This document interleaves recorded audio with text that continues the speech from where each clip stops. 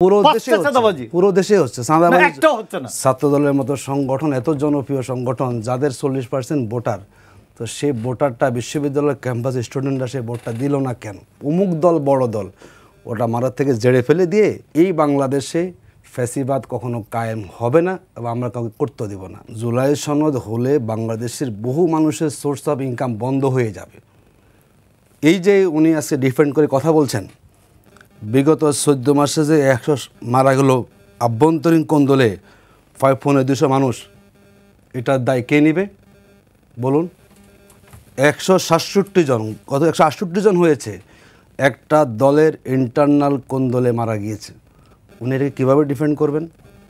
চাঁদাবাজি দেশে চলছে না, এখন দখলবাজি চলছে না, এভাবে দেশ চলবে আপনার? কোথায় চাঁদাবাজিটা হচ্ছে বলেন তো? সারা দেশে হচ্ছে। 5টা চাঁদাবাজি বলেন। আমি যদি না দেখেন তাহলে আপনাকে তো আমি আসলে চাঁদাবাজি বলেন।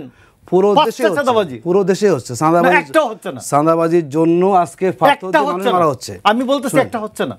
আমি বলি, আপনি কথা বলতে দেন আমাকে। না, আমি বলছি আপনি না দেখেন তো আপনাকে আসলে দেখানো যাবে না। দেশের মানুষের আহাজারি চলছে, এমন কোনো লোক যারা শিকার হচ্ছে না। আমি বলছেন কেউ দেখছেন, তার মানে আপনি আসলে রাষ্ট্রটাকেই দেখার সুযোগ পাচ্ছেন না আপনি। আমি নেক্সটে আসি। দেখুন, উনি বলছেন যে জামাত 4.242%, এটা ওনার একটা সত্যকে গোপন করা। উনি আমার শ্রদ্ধেয় সিনিয়র মানুষ, ওনাকে আমি রেসপেক্ট করি বলি।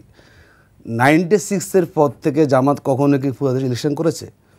আমরা ইলেকশন করেছি মাত্র হলো জোট ভিত্তিক 2001-2008-এ। এবার প্রায় কত বছর পরে এসে আমরা আবার একসাথে ইলেকশন করব। বান্ডেল থাকলে প্রতি সেনমানিতে টাকা বাঁচবে। বিকাশ সেনমানি বান্ডেল কিনে জিতুন প্রতি লেনদেনে। ওই উনি বলছেন 2008 সাল, আমরা ইলেকশন করলাম 20-22টা সিটে। যদি সেটাকে তিনি 4 পয়েন্ট ধরেন, তাহলে 300 আসনে কত পার্সেন্ট হবে?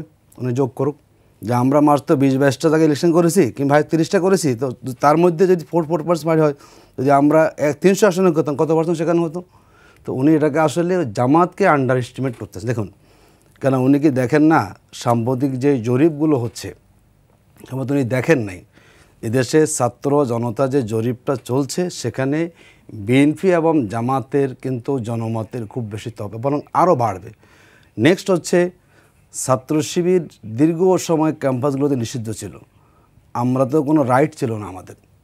উনি বলছেন আমরা 15 বছর এই দেশে ছিলাম, আমাদের কোনো রাইট ছিল, আমরা কাজ করতে পেরেছি।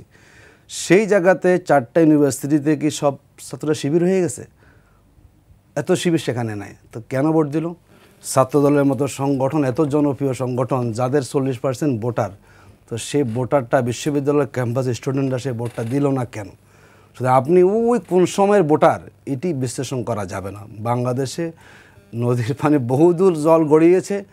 আগের হিসাব করে এখন 2025-এ এসে ইলেকশনকে সামনে রেখে এই জরিপ দেওয়া মানুষকে ভিন্ন দিকে নেওয়ার একটা কৌশল। ছাত্র সংসদগুলোর নির্বাচনের ফলাফলটা বলে যে আমাদের মোশাররফ ভাইদের আগের যে একটা মাথায় সেট আপ করা আছে যে অমুক দল বড় দল, ওটা মারার থেকে জেড়ে ফেলে দিয়ে রিসেন্ট বাংলাদেশের তরুণ ছাত্র ছাত্রী নারীদের যেই ধারণাটা, চিন্তাটা, ওনাকে সেটাকে ওন করলে আমার কাছে মনে ভালো হবে। আমাদের দেশের ছাত্ররা তারা আজকে সংস্কারের পক্ষে, তারা নতুন গ্রহণ করতে চায়।